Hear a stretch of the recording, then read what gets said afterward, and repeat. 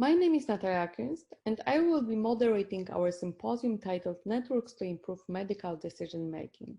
In this symposium, our panelists will share their experiences of collaboration with 4 networks.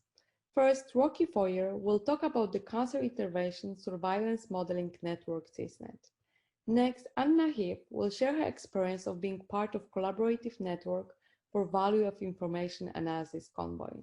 Thereafter, Petros Pehlivanoglu will talk about the decision analysis in R for technologies in health DARTH group.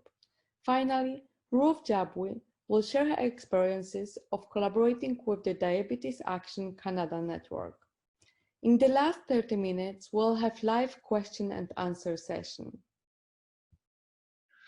Good afternoon. My name's Rocky Foyer, and I'm going to talk about the Cancer Intervention and Surveillance Modeling Network. I'm the founder and project scientist for CISNET and also chief of the Statistical Research and Applications branch at the National Cancer Institute.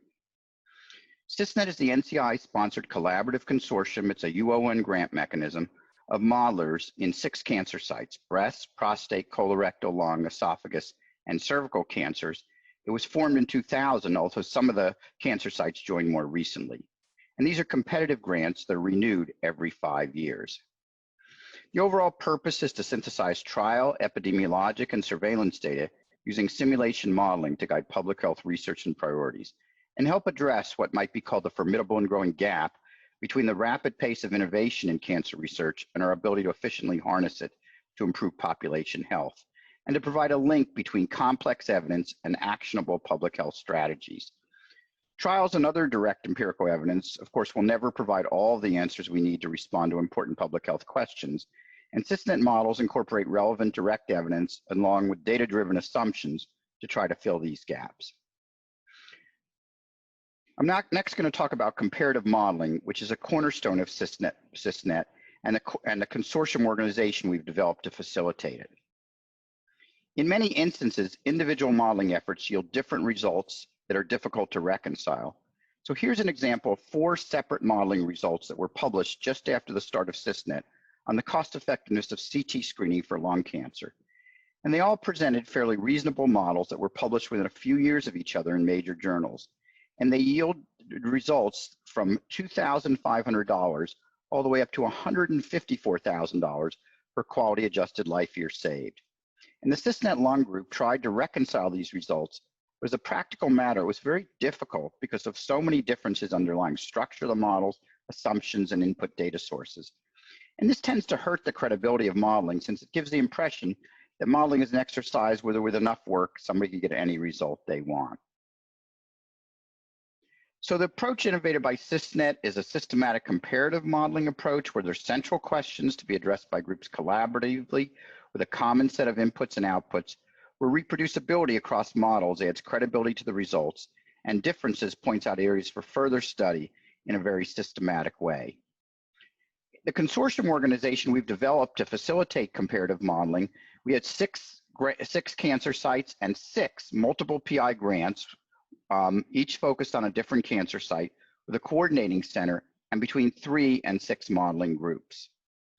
In the early rounds of funding for CISNET, each modeling group came in separately, and it was difficult to coordinate the activities across all the disparate aims, and groups that had been cooperating became competitors when they actually started applying for a new round of funding. The framework for CISNET modeling starts with common inputs, risk factor trends, screening behavior, diffusion of new treatments, and then it feeds into individual cancer simulation models. This is the heart of CISNET, as I mentioned, between 3 and 6 independently developed models per cancer site. And of course, unlike real life, so we could model parallel lives in the presence and absence of interventions.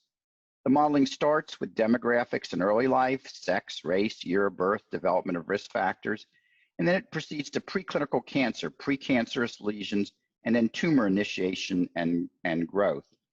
Of course, the preclinical natural history of disease is not directly observable and has to be inferred indirectly from autopsy screening and other studies that reveal glimpses of the natural history of disease.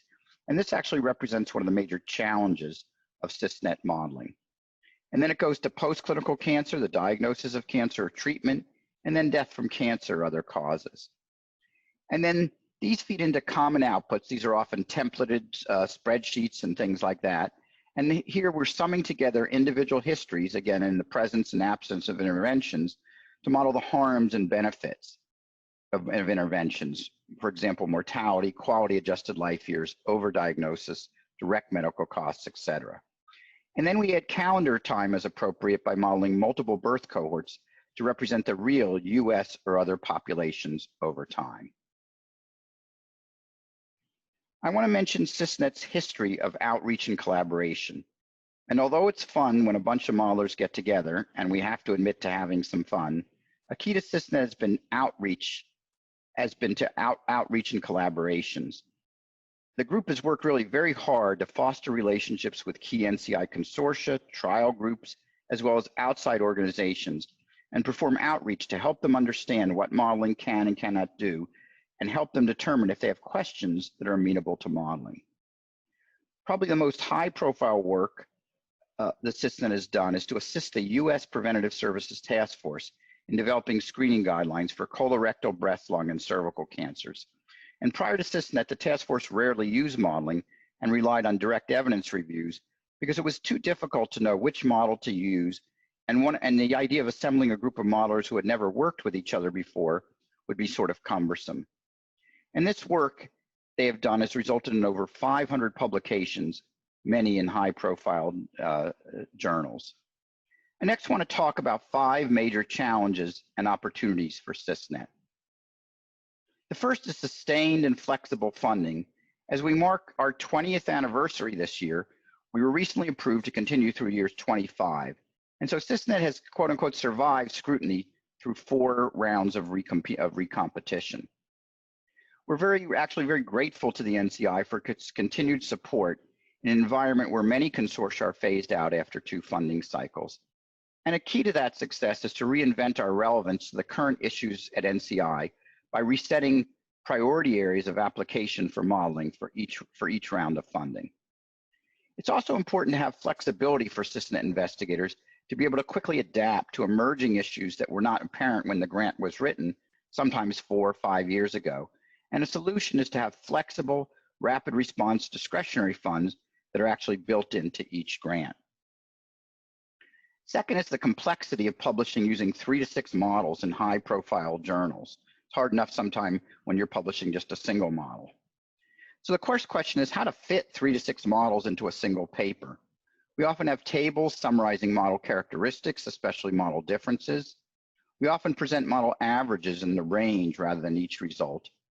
And if we're presenting results, we present results as efficient if a certain percent of models, for example, 3 out of 4, have results on or near the efficiency frontier. And then we may make extensive use of online supplemental materials. Another question is how to write a paper so that it can be understood by a general medical audience in a high-profile journal. And sometimes we say if the lack of technical specificity in the paper makes some of us cringe, maybe just a little bit, it's about right. And we could certainly put the more technical details in the supplement or even in other articles. And finally, sometimes we have harsh critiques in letters to the editor by sometimes well-known people, especially with respect to the very high-profile task force work. And what I always say is it kind of comes with the territory. And in some sense, we're lucky that if we're doing important work, then many people have strong opinions where the big guns will take kind of swings at us. We try to take the constructive criticism seriously, but ignore any kind of what we might call ad hominem attacks. Next is developing a sense of community and esprit de corps, or a sense of common purpose. When CISNET was first started in 2000, you may remember that there was the first season of the show Survivor was on the air.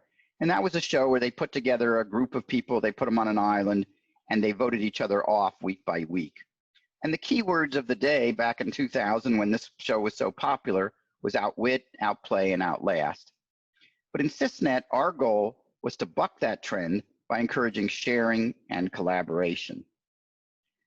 Now, I'm a firm believer that it's very important to build relationships outside of the formal work environment, and often a mix of both work and non-work related talk can be as productive as in the formal work setting. And to that end, we started a tradition of having cancer site groups sponsor community dinners on specific nights of the meeting, where everyone in CISNET was welcome to attend. And I just want to assure you, just for example, that not everything goes smoothly in CISNET, and sometimes the law of unintended consequences plays a role. By having the cancer site group sponsor the dinners, we inadvertently created a situation where some of the dinners sounded less than totally appetizing. Another challenge and opportunities is for junior investigators. While each publication in CISNET tends to be more impactful than those with single models, they take longer and there are fewer of them, and there's a long list of authors, and time is needed to reconcile model differences. So this presents challenges for junior investigators who need to accrue many publications and be in primary authorship positions. So most groups have developed a sort of a rotation system of authorship for publications with special emphasis on providing opportunities for junior investigators. And occasionally more specialized publications are sometimes done with fewer models in order to be a little faster, a little more nimble. In addition, for junior investigators, we started a cross-CISNET Junior Investigators Career Enhancement, or JUICE program, aimed at providing networking and educational opportunities. And we're enhancing this program for our newest round of funding, which is just starting, with specific funds set aside for this purpose. And there's a new CISNET incubator program funding announcement to foster comparative modeling beyond the 6 cancer sites in CISNET. And this program will specifically limit the number of PIs that are also PIs in the main CISNET program to specifically provide leadership opportunities for rising junior investigators and also those outside of CISNET. Next, and the final area is challenges of a consortium with very close working relationships. Within a cancer site group, we really don't want people to sometimes usurp ongoing collaborative work with a publication based on just your single model, or of any publication in a sense that surprises your colleagues. I didn't know you were working on that. So to that end, the solution, we have a semi-annual project inventory that includes work that is either specifically within the CISNET aims or indirectly related. And these inventories are reviewed and discussed at the semi-annual meetings to make sure everybody is being transparent about what they're working on. Finally, for CISNET, we feel for CISNET to succeed, everyone must exceed the minimum requirements. And just to read a quote from our CISNET disclosure and publication policy, we say an overarching purpose of this policy is to create a safe environment in which investigators feel comfortable freely sharing ideas and participating in collaborative activities. While these requirements represent the minimum level of necessary openness and transparency, CISNET requires close cooperation among its members, and therefore can only succeed if each member consciously works to exceed the required minimum. Thanks, and I'll be happy to take questions during the live Q&A session.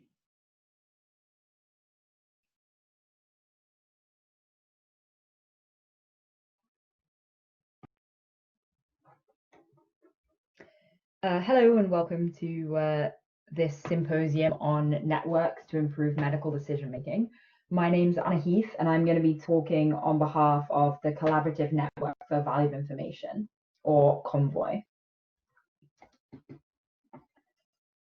So this presentation is just briefly going to describe firstly what is CONVOY, then the origins and strengths of the network, some of the impacts that we've had on medical decision making, some of the challenges associated with setting up a network like this, and our network structure.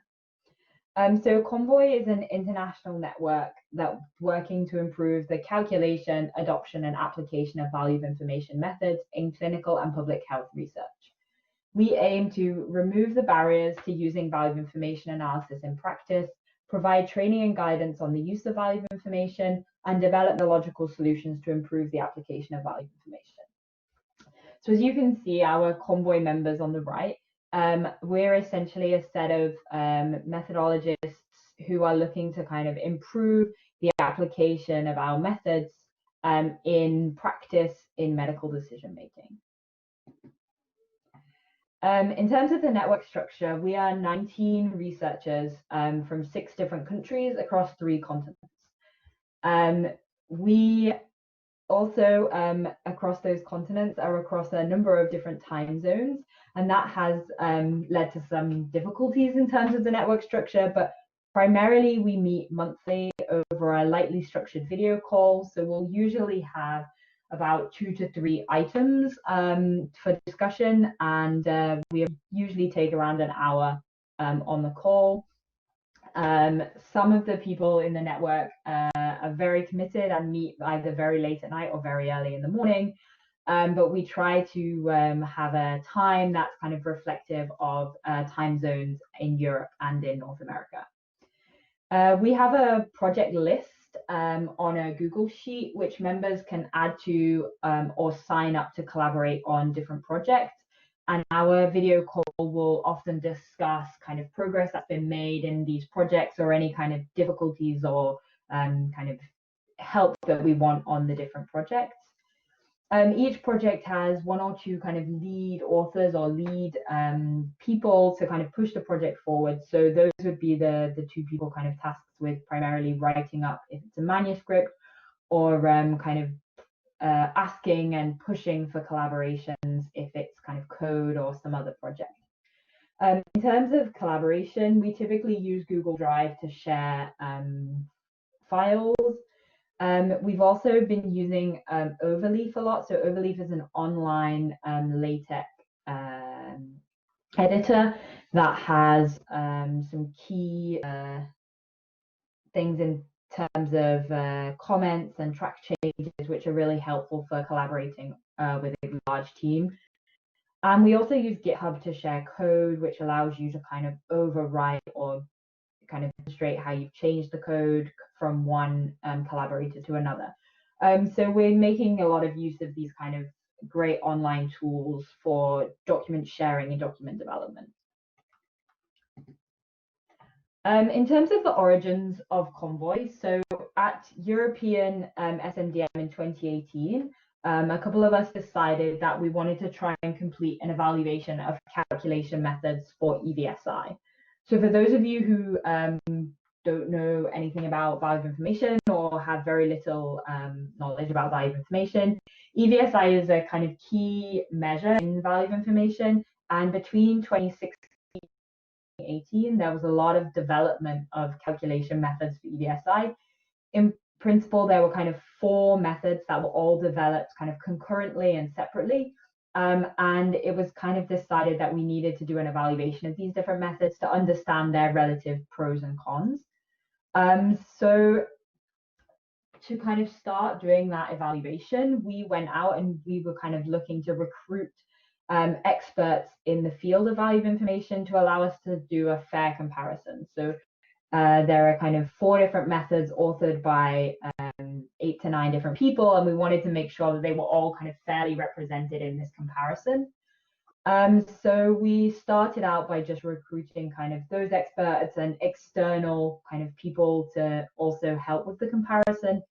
And as we started conversing about this kind of initial project, we felt that we kind of really enjoyed working together. There were a lot of additional ideas that were floated around, and we added additional projects, and we split up the kind of our initial project into 2, and we added the kind of structure in terms of the project management sheet and belief and everything kind of over time.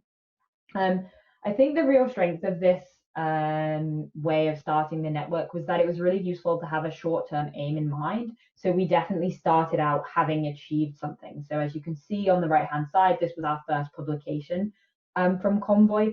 And that really helped have some kind of impetus and some structure for the first few meetings.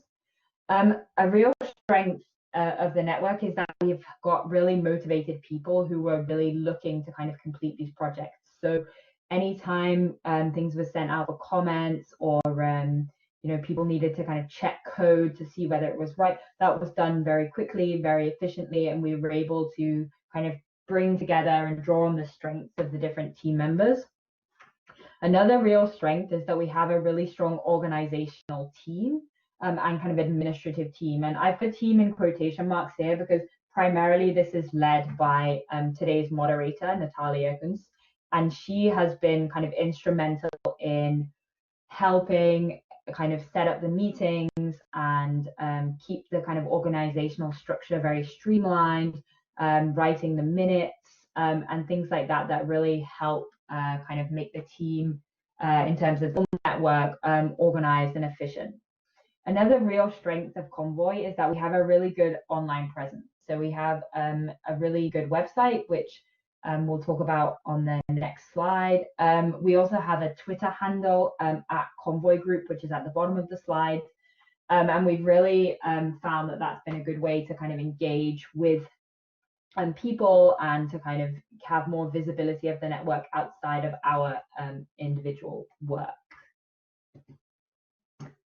In terms of our impact on medical decision making, we've actually currently published 2 papers to support the use of EVSI in practice. This is since we started the network in kind of approximately 2 years ago, so in about September 2018. We've developed 2 short courses which have been given at SMDM, and we actually won Best Short Course at SMDM 2019. As I alluded to in the previous slide, we have a really great website that brings together lots of great VOI resources. In particular, the screenshot there, we have these really useful resources for valuable information, including reading resources, video resources, online tools to calculate VOI, our link to our GitHub page, and some links about our upcoming training and testing, including the slides for the workshop that were given at SMDM in 2019. And we also have a number of additional projects kind of in the pipeline.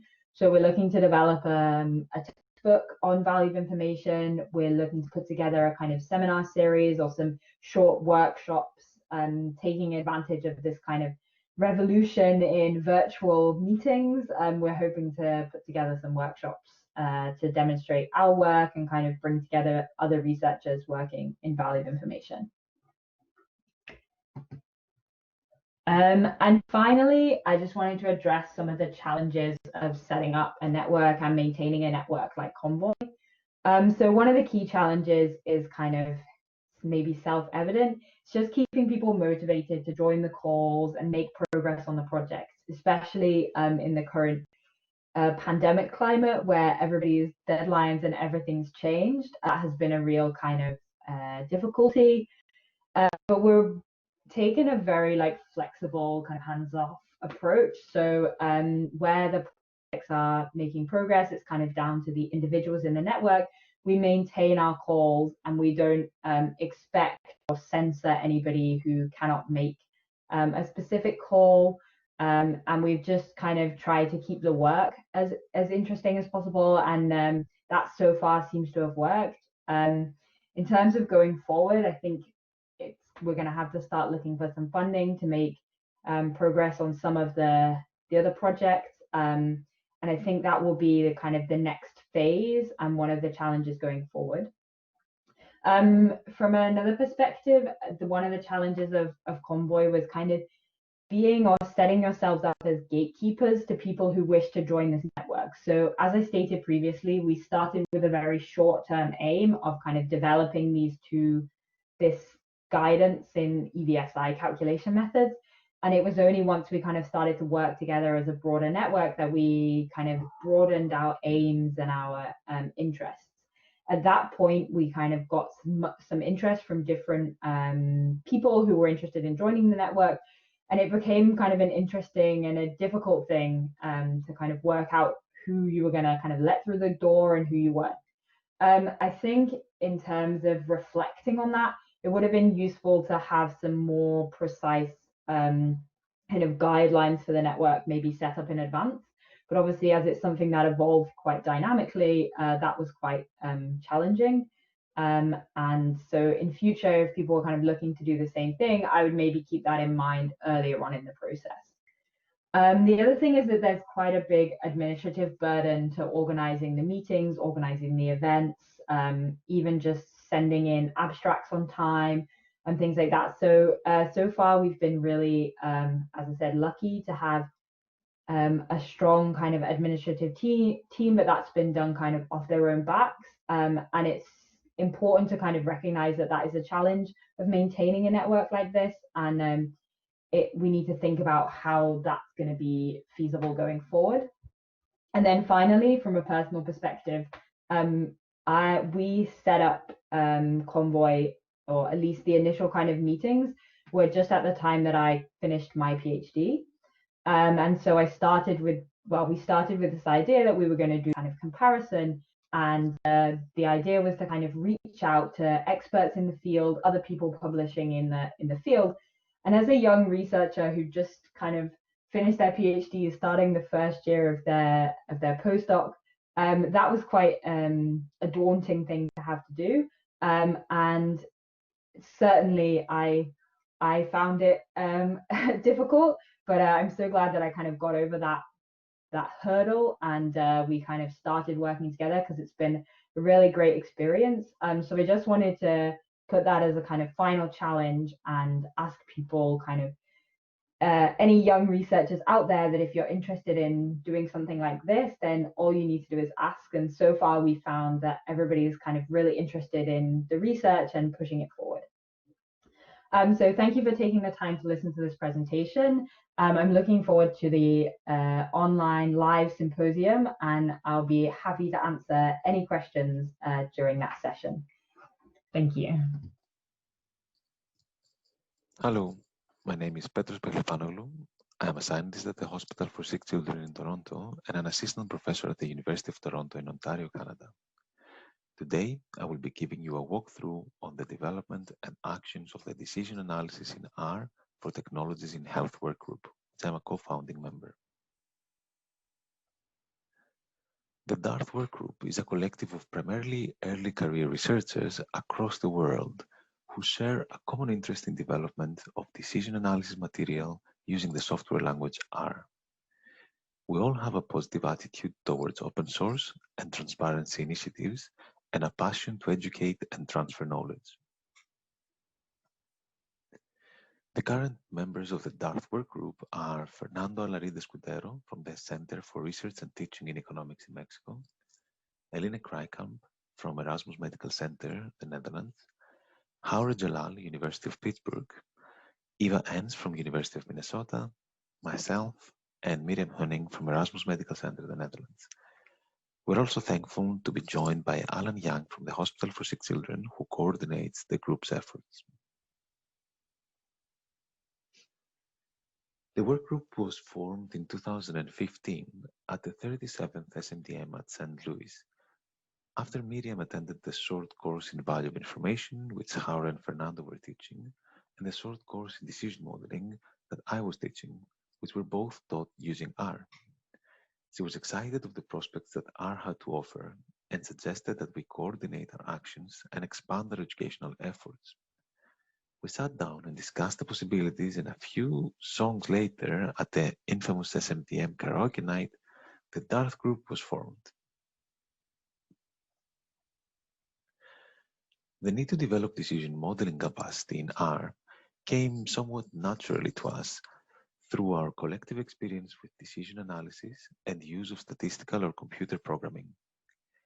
We realized that as models are becoming more complex and the statistical and mathematical methodologies used in decision analysis advance, commonly used software can limit modelers from embedding complex statistical methods within the decision modeling framework.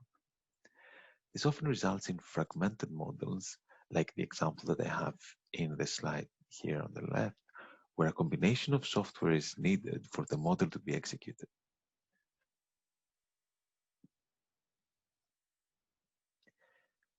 R is a free and open source software in which statistical analysis, like survival and regression analysis or Bayesian network meta-analysis, and decision analytic model can be combined within a single unified framework.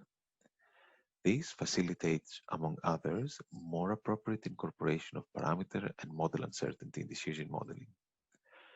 Finally, and importantly, R can be computationally efficient, and the fact that it is freely available and a script-based language can enhance model transparency and reproducibility. The R code and educative materials that we develop, we disseminate through two main forms: publications and workshops. We have published tutorials describing how to implement different forms of decision models using R, including decision trees, cohort models, microsimulations, etc.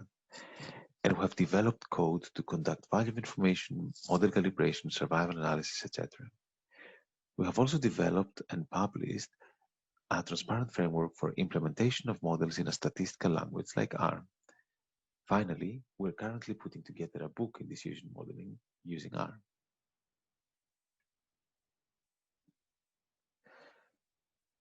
Since 2015, we have also delivered 22 workshops with more than 550 participants across the world. We primarily fund our efforts through these education activities, and any excess funds are used to support administrative expenses and pay the salary of one research assistant position.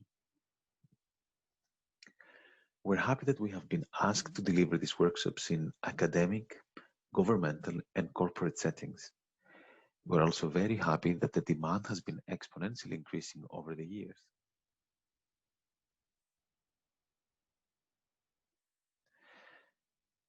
We meet weekly for an hour and try to see each other at least once or twice a year. In a typical year, SMDM conference would serve as our annual meeting point together with any physical workshops, at least in the pre-COVID times. We have been working since the beginning very collaboratively, utilizing many of the available collaborative software, such as GitHub for sharing code, Google Drive for manuscripts, or sometimes we will be 6 people working on a paper simultaneously, Zoom for online workshops, and Skype for meetings.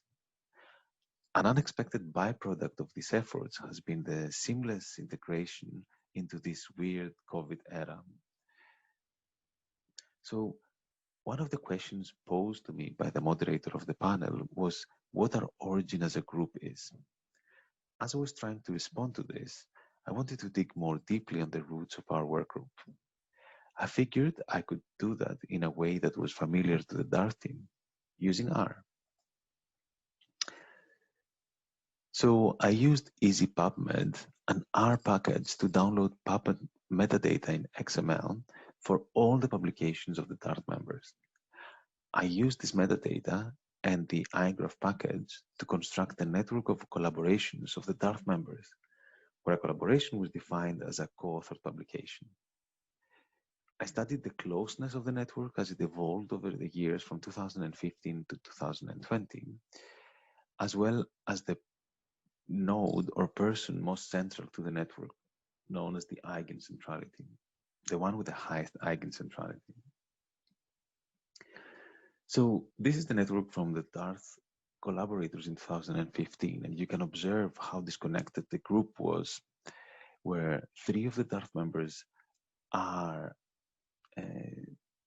disjoint and not part of the network yet, and the other 3 members were positioned at the edges of this network, as you can see, myself, Haure, and Eva, and Miriam Huning was the most senior collaborator, was sitting in the middle.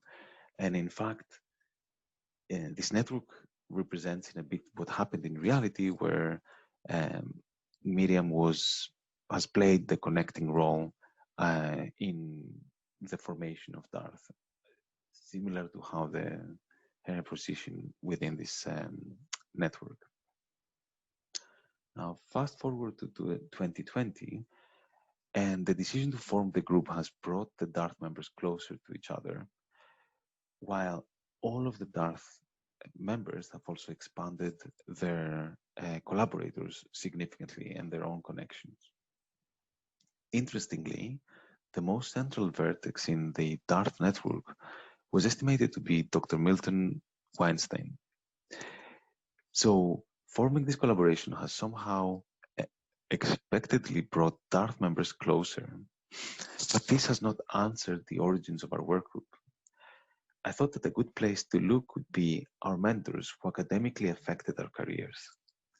So in a similar way, I developed a network of people that acted as mentors to some capacity for DARTH members so far in our career, and looked for between mentor collaborations. It is evident from the network that there were grounds of collaboration between the mentors already before DARTH was formed. This could very likely have had a catalytic effect in the formation of DARTH, since, for example, My supervisor at the time would probably be less hesitant when I would have asked for time away from the office and a flight ticket to teach on a course with PhD students or postdocs of people he has already collaborated in the past.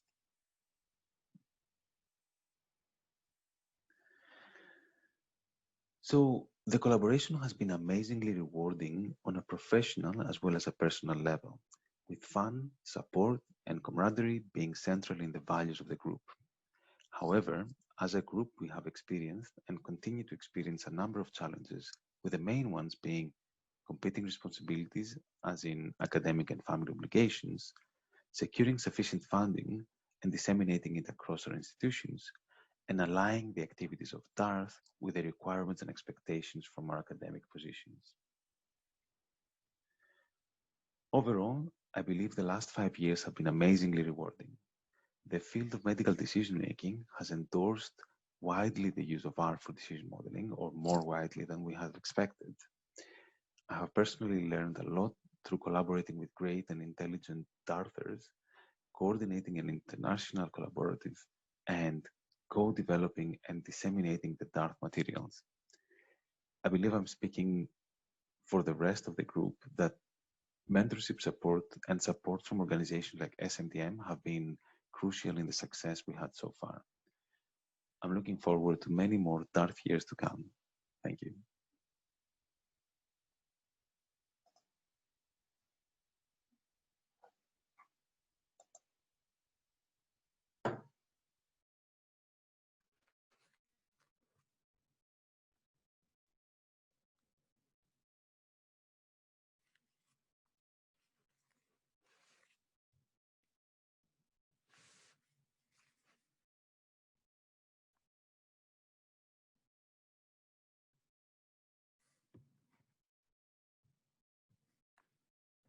Hi, everyone.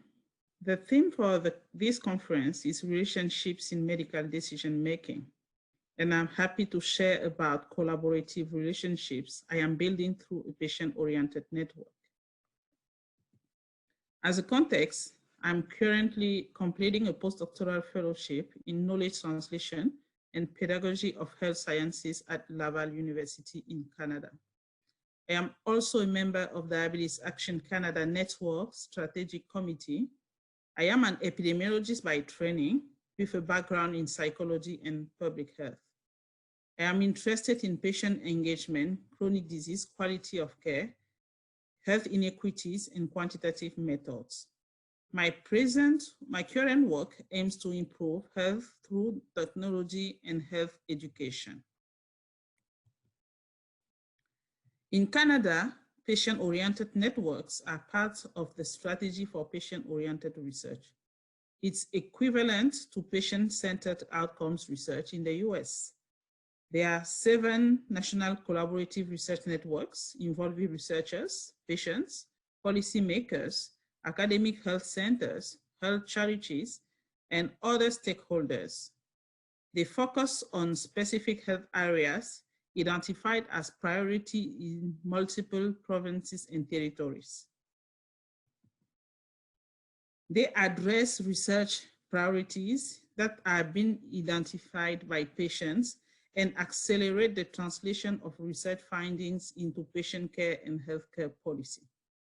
Today, I will be sharing about the specific case of Diabetes Action Canada, which is the patient-oriented network I am involved in. Diabetes Action Canada focuses on bringing patients and researchers together to identify the health concerns of those living with diabetes and to co-create research projects that address these concerns. Here is a picture of patient's partner during our 2019 meeting. Our network consists of a diverse team of 75 patient partners, 99 researchers, diabetes specialists, primary care practitioners, nurses, pharmacists, data specialists, health policy experts, all committed to improving the lives of people living with diabetes. Our network has been launched in 2016, and it is funded jointly by the Strategic Patient-Oriented Research Program of the Canadian Institutes of Health Research, nonprofit organization, and private sponsor. Some challenges have been there since the beginning. Setting up the network was challenging because it's a large entity and there were multiple stages of funding application. Then once it was funded, there were challenges in getting off the ground and recruiting patient partners. Maintenance is a challenge because networks are expected to eventually become self-sustaining, and because as the network grows, it becomes harder to maintain connections between people. Also, continued engagement of patient partners and making sure everyone has a meaningful and a recognized role is challenging. Finally, communication is a huge part. Understanding who among the various stakeholders wish or need to receive information can be challenging. What people think they want in terms of communication is not always aligned with what works for them. Diabetes Action Canada also has several strengths, especially the diversity of stakeholders and the complementarity of perspectives regarding diabetes and its care. One of the strengths is also the effective partnership and collaboration with university, research team across Canada, nonprofit organizations, and provincial governments to plan, execute, and evaluate research projects that can improve patient outcomes and experiences. How the network has improved medical decision-making is what is really interesting for us today. The network has supported a large number of projects that either focus on or include medical decision-making. I will speak about patient partner integrated synthesis and development of predictive models of complications. I am working on this project as part of my postdoctoral fellowship, and I have invited patient partners to define the objectives, decide the methods, and the way they wanted the review to be taken and to be translated into findings that will be published. They are co-author on our papers. But I'm also a co-researcher in a project, a patient partner-led development of research questions for epidemiological cohort analysis. We assembled patients and created an environment for them to discuss and choose what research questions they wanted to get answered using a national repository of people living with diabetes. Diabetes Action Canada also have a decisional needs analysis of people with diabetes who live in rural areas regarding food complications. A project determining barriers to and facilitator of high screening among specific immigrant populations. For this work among immigrants, the work was funded by Diabetes Action Canada, and the team led by 3 of our researchers has since gotten a CIHR project grant. This is like an R01 grant in US to co-develop programs with patient partners from those immigrant groups to address barriers and leverage facilitators of eye screening. As I was saying, my postdoctoral project aims to support medical decision-making in diverse populations by optimizing how and what health professionals communicate to patients. I have developed strategies and tools that help patients to be involved in diabetes care in a respectful and culturally safe way. I have created patient-led video narratives of 21 diverse patient partners about how to improve communication and cultural safety. We are also completing a scoping review of risk prediction of diabetes complication, and the findings will inform a risk calculator for clinical use. Since my involvement with Diabetes Action Canada in 2017, that is 1 year after it has been launched, I have had challenges and opportunities related to establishing collaboration with patient partners across geographical regions.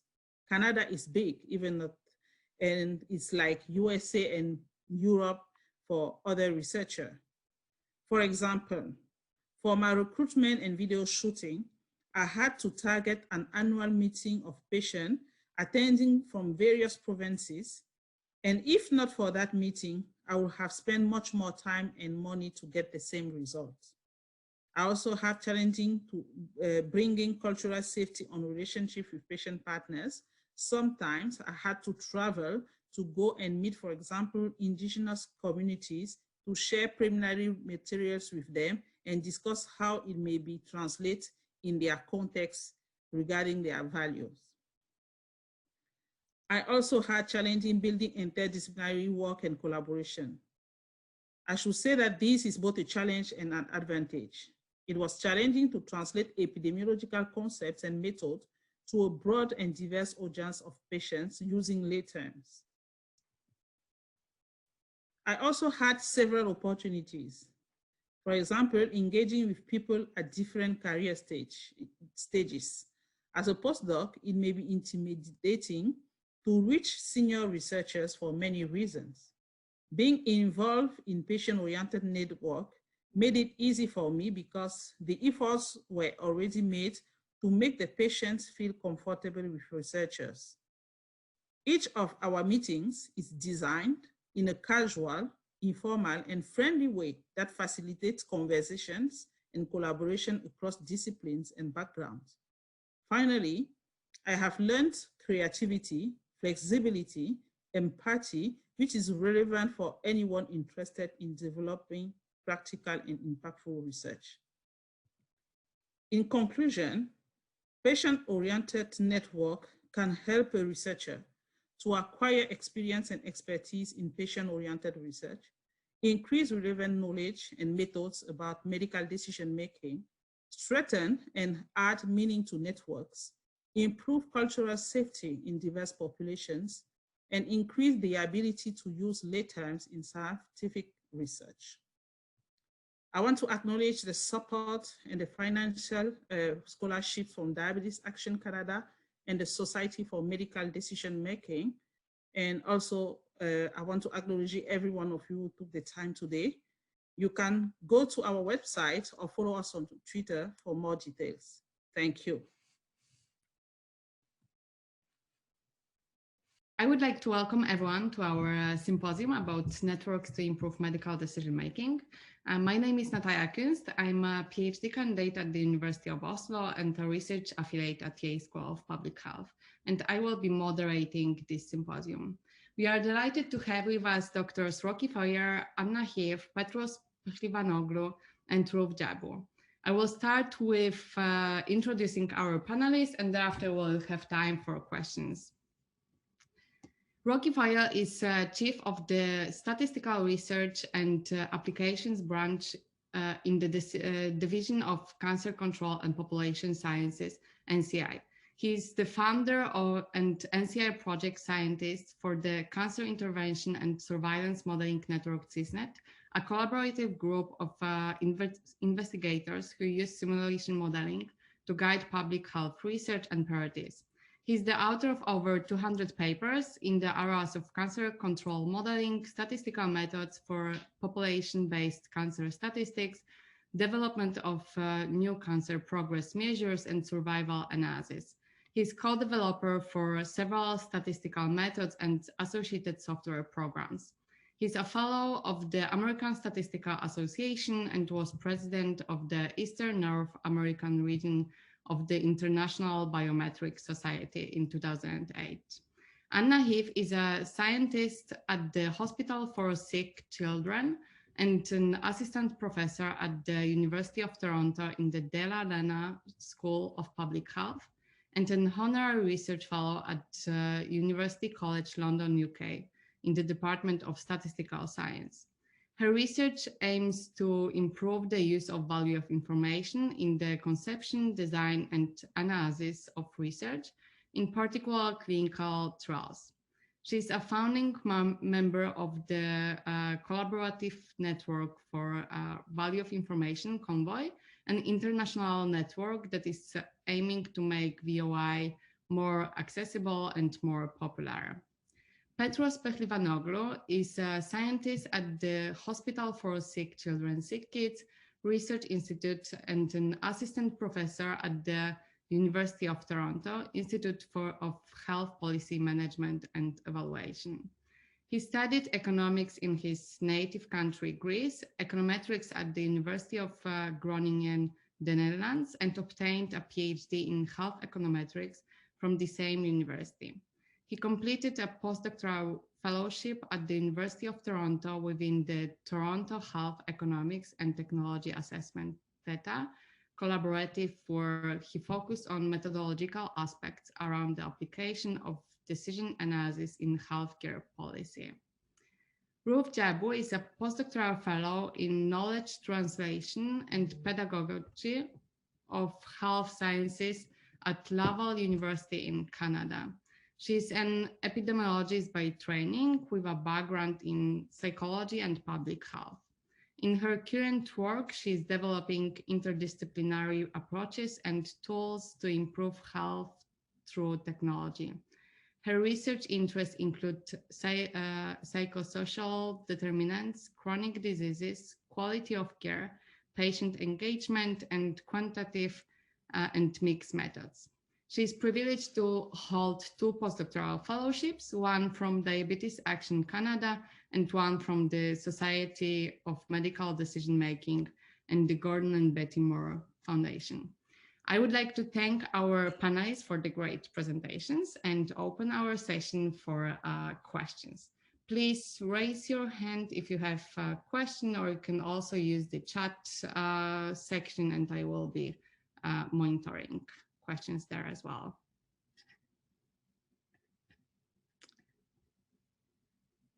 Is there any question? If not, I have several. So, while we are waiting for questions from the publicum, I can start with some questions. So, one of things that I have been wondering is about establishing a new collaborative network and challenges that that are associated. And I can imagine that it may be very challenging because people and researchers are very busy. What I've been wondering about is whether you've done anything in your network to keep people motivated or engaged in the network, because I can imagine that at first everyone can be motivated, but after some time, everyone can get busy with their own research, and yeah.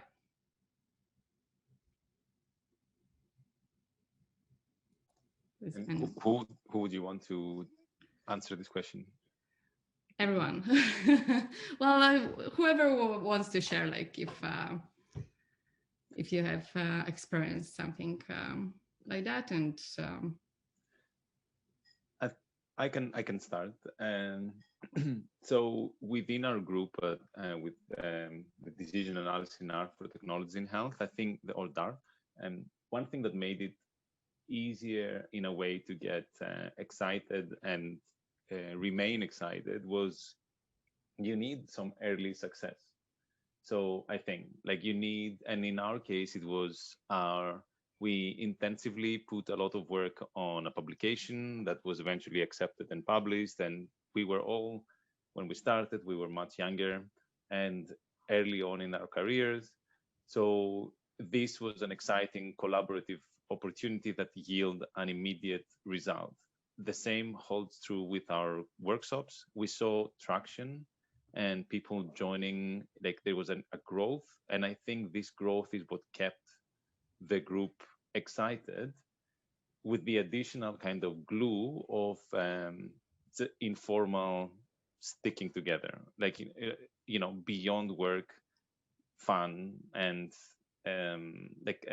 either at SMDM, but also like we hold weekly calls, and these weekly calls are more and more about how we are doing as opposed to how our research is doing, or like how, you know, there's a combination of both. But I think what you need is early success in some form that will give the motivation to people to continue, but also, you know, the glue, which would be collaboration in more levels than just the formal academic one. Maybe this is Rocky Foyer, maybe I'll comment. And one thing I noticed as I listened to the other talks is, and I wasn't sure, is that we were probably the only consortium which was funded, fully funded to pay for the researchers' time. So that certainly presents some motivation to keep working, but not everything.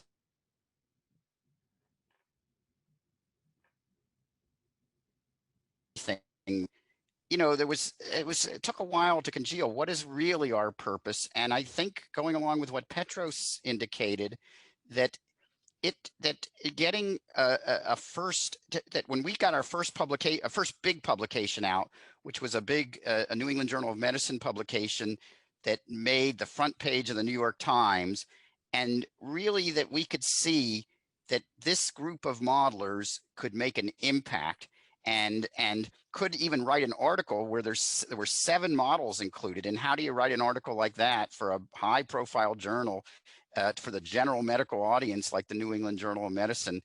And I think that was pretty amazing for everybody. And around that sort of, it sort of congealed, we could make a difference.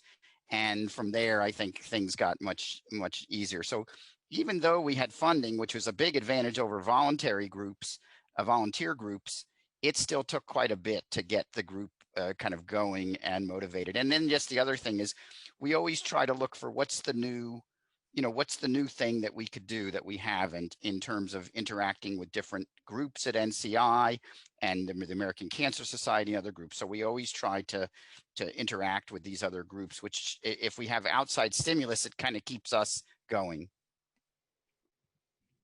Thank you. And now, would you like to add anything, or?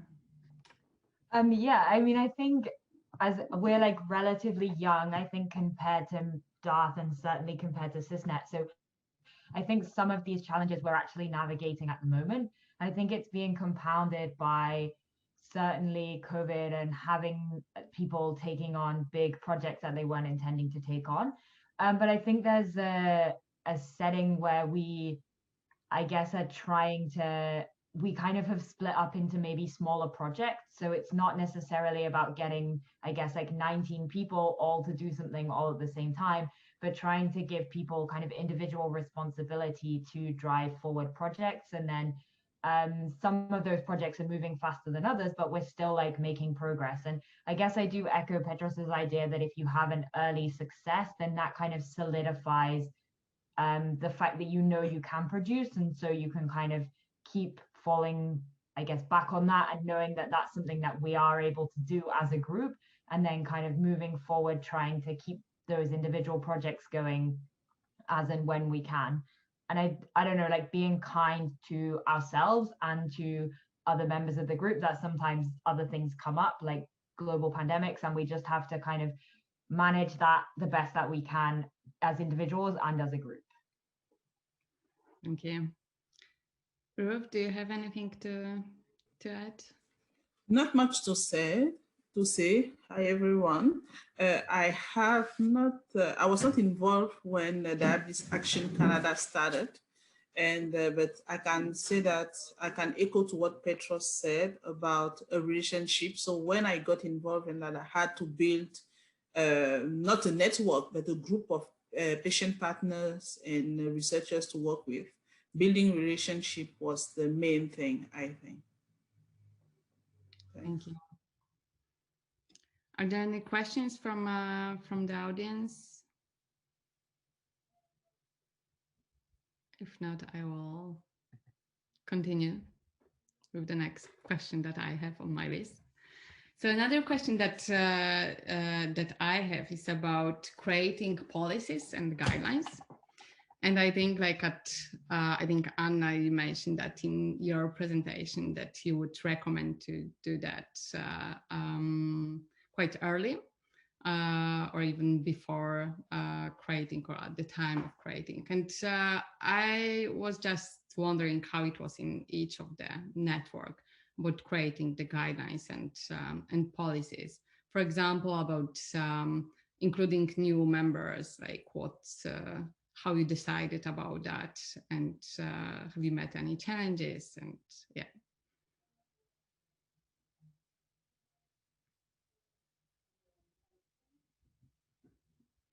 Anyone wants to start, or Petros? Thanks.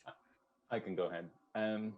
I guess in our case, we have been, and we haven't faced the elephant in the room in a way, because we have been 6 people from the beginning, and we've added a research coordinator that has been an amazing addition to the team.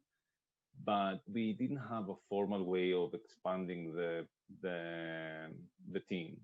And I think that kind of cuts both ways, because on the one hand, you know your ability to collaborate with this group and you're comfortable and you know how well you can produce together. On the other hand, responsibilities grow, and as the responsibilities grow, the team is having difficulty keeping up. And so you need some form of expansion. It's something that we haven't adequately addressed, I think, so far.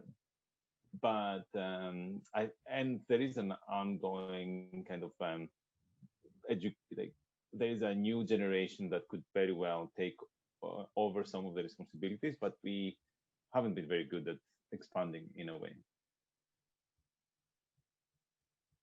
So this is Rocky, and yeah, I could talk about two things. One is even though we have a set group of funded members, we did not want to be a kind of a closed group. So CISNET has an affiliate member policy where we invite people and get to know them a little bit gradually, get to have them come to a call and then a meeting. And then at some point, if there's a room for a formal collaborations, there's kind of a somewhat formal document that's actually an agreement that's signed with that cancer site group, and and then it proceeds from there. Other policies have kind of developed and evolved over time as needed. And in my talk, I talked about something called a project inventory, because there are projects that people are doing outside of, first of all, in CISNET, people work very, very closely. They're working on joints, we call them base cases. Everybody simulates a similar thing with a common set of inputs and then a templated set of outputs. And so with that, people are doing other things that are related to these. And what you don't want to do is surprise your colleagues, where all of a sudden you publish something and you say, even if it was not part of CISNET, but associated with that I didn't know you were doing that. And that leads to bad feelings. So we started having something that's every 6 months. It's a project inventory where you talk about everything. It's just a short form for each project. You talk about the things you're doing within CISNET, and then you write down the things that you're doing kind of closely associated with CISNET, and then that's reviewed, that's submitted to the coordinating center and PI for that cancer site, and then reviewed at the annual and semi-annual meetings. And that's really helped, because then you don't surprise your colleagues. Thank you. That's a very good point. Yeah, I mean, for those who don't know, Natalia is also a big part of Convoy, and I think this question was prompted by some of our, I guess, discussions about how to allow people, I guess, how to manage a network as it kind of evolved organically.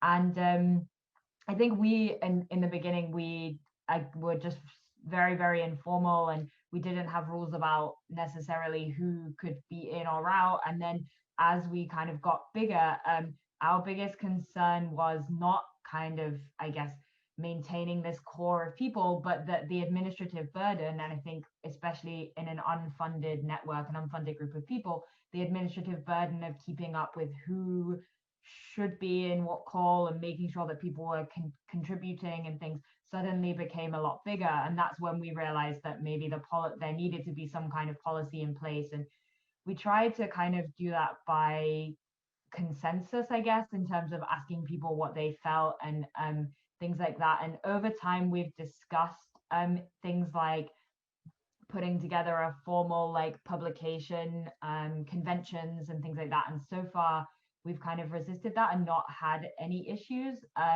I don't know whether that's going to be something that we can maintain or whether that's something that kind of needs to be hammered out in some way. But I think the difficulty, I guess, is something that evolved quite organically. And actually, we sort of started as a kind of one paper, one aim, like group of people, and then it kind of expanded to be a much broader mandate. And it was at that point that we were like, oh, maybe 6 months ago we should have had some more thoughts about how we were going to invite people and stuff like that. But I think it was nice that it evolved organically, and the reason that we wanted to keep this going was because we really enjoyed working together. And I think that actually the positives of that outweighed kind of the negatives of us not really thinking about some of the technicalities up front. Yeah, and I'll perhaps just add to that I think one of the things that we are considering was this risk that if we include too many people that are not really motivated, it will kind of fall apart. So that was something we were afraid of, that if we all just without having any like requirements or like something that people have to be like they should work within body of information analysis or like some other things. And Trup, do you have anything to add to that? I should what I can say from the perspective of senior, I'm still a trainee, so I've been involved in Diabetes Action Canada as a trainee and not as a researcher yet. But what I know about involving researcher is that this happens very frequently. It's something that is regular. And often it is one of the DAC members who will nominate or suggest a candidacy. And the committee, the operations committee will review the candidacy, and eventually another committee will formalize the decision. And monthly, it may be 1 or 2 new candidacy. When it comes to patient partners who are also members of Diabetes Action Canada, they have been and they are still identified and recruited through professional or personal networks and also community-based organizations. And some of them has also been recruited from respondents to a national survey. And all those patient partners, what they have in common is their capacity to bring diverse points of view, and also their meaningful expertise about living with diabetes and receiving care from health professionals. And what is also expected from patient partners is the ability not only to share your own personal story, but also to share what is can apply to other patients, the capacity to translate other views and not only a single view. And students and all people who are mentored or supervised by researchers within Diabetes Action Canada can just request to join the network, and this is really simple to do. Can I add one more thing? And that is, in a consortium, you know, to create good behavior, you could make a lot of rules, but, you know, at some point, you know, people could, if they wanted to, get around the rules. So one rule that we kind of have in CISNET is that unless everybody exceeds the rules, CISNET will not work. In other words, everybody has to consciously think about the generosity and their fellow, you know, modeler and things like that. That if everybody just does the letter of the law, you can't write down a set of rules that really guides everybody's behavior. And so it's ironic to have a rule that says you have to exceed the rules, but we do. Yeah. Thank you. And are there any questions from the audience? If not, I will just continue? I cannot see any, but please raise your hand or write in the chat if you have any questions. Another thing that I found very interesting, and I think that applies especially to the Diabetes Action Canada and CISNET, is this connection with other stakeholders and like patients, and with CISNET is also with policymakers. And have you like experienced any challenges with that? Because I guess this combination of research and communicating research to other stakeholders can be associated with some challenges as well.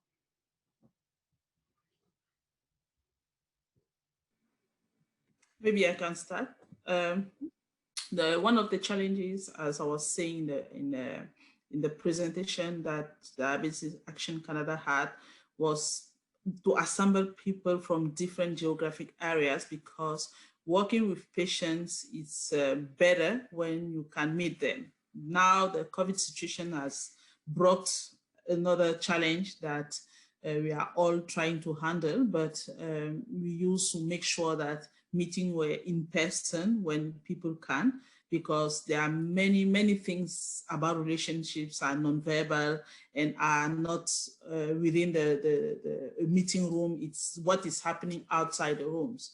And this has been a challenge to get people and to make them feel free to speak, because often when you have a researcher, even for training, you have a name that you have seen on papers and the person just standing in front of you. It may be, you can feel shy or intimidated.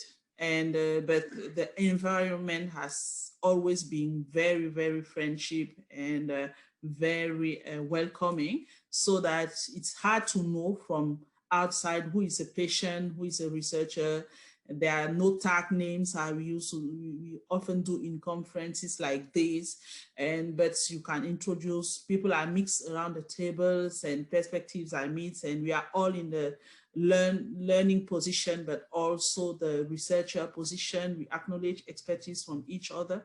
So I think what is one challenge and the way it is handled. Another challenge I have personally experienced in the studies I'm involved in is the ability to explain complex notions and concepts to people who have no idea, either because they are researchers from another field or because they are public or parents or even children, and to have the ability to translate in right words what is being said is being done is another challenge. I will let the other people bring their share their experiences.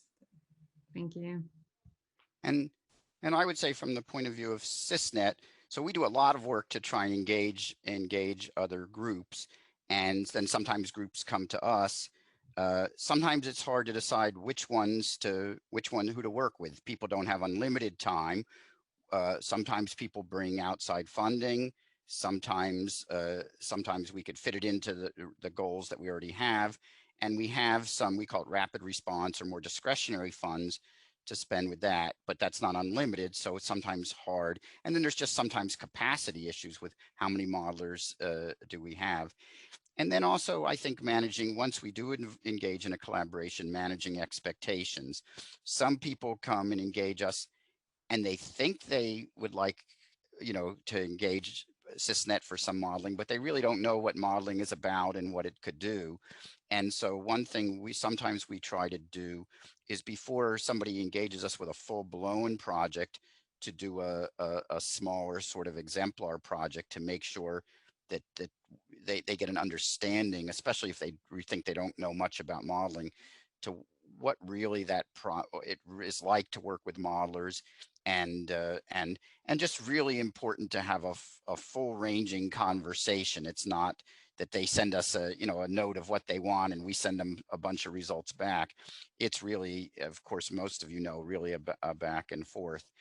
And so by doing that, we try to manage expectations and timeline, and and things like that. But that's the working with other groups has probably been the most fulfilling thing in all of CISNET. Thank you.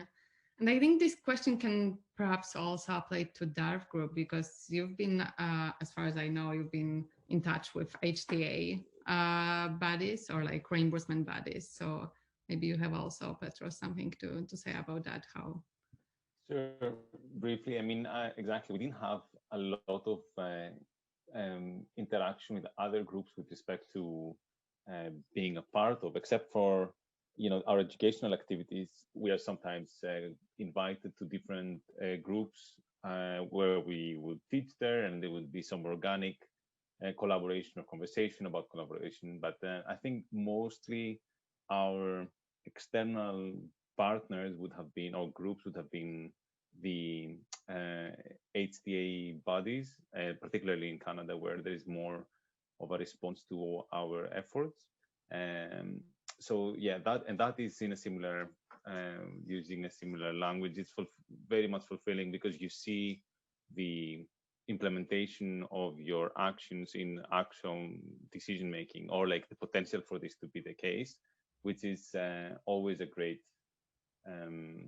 feeling, to see that actually something that is more abstract in your mind becomes really useful for decision making from the decision maker. Yeah. Thank you. If you would like to add something on changes, correct? Yes.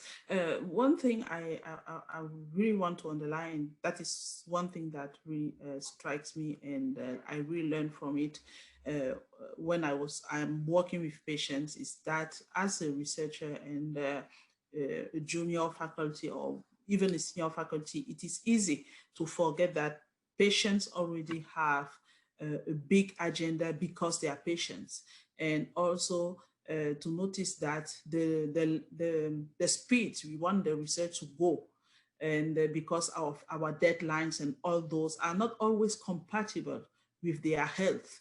And I have been in situations where I was near to submit a paper, I was close to do it, and I was happy to do it, when the patient just get a problem and enter the hospital, the hospital, and you can't call the patient and say, do it anyway, or whatever. You have to wait. And this is something to take into consideration if you really want to engage with patients in the right way.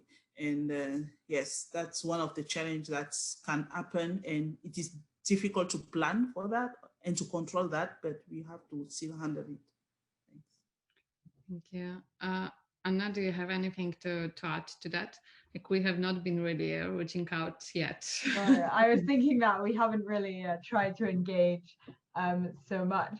I actually did just have a reaction, I guess, to what Ruth just said about challenges of, I guess, working with patients insofar as other things come up that distract them from, your immediate goal. I think that's something that we can maybe all also reflect just with working with other colleagues as well. Like, sometimes people have things that come up and they're not gonna be able to do something to the timeline that you need to, or that you would love to be able to do. And I think that's actually probably one of the hardest things about working in a network or producing really collaborative research, is that, sometimes your priorities are not somebody else's priorities, and you have to kind of, I guess, appreciate that and be aware that sometimes these collaborative efforts, in terms of people who are geographically located in different parts of the world, maybe have different pressures on their time, are going to be something where the work may take longer and maybe harder to produce, and everybody has to try and, I guess, keep that motivation.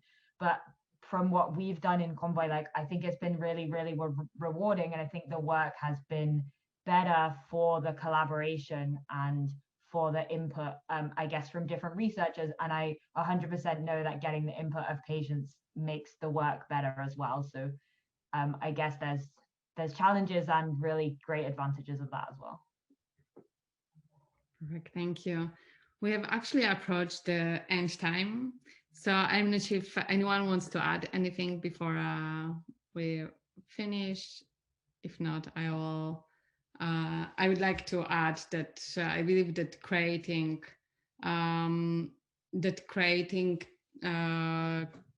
collaborative networks is very important and can improve our work in medical decision making. And I would like to thank our panelists for sharing their experiences and answering the questions and the great presentations.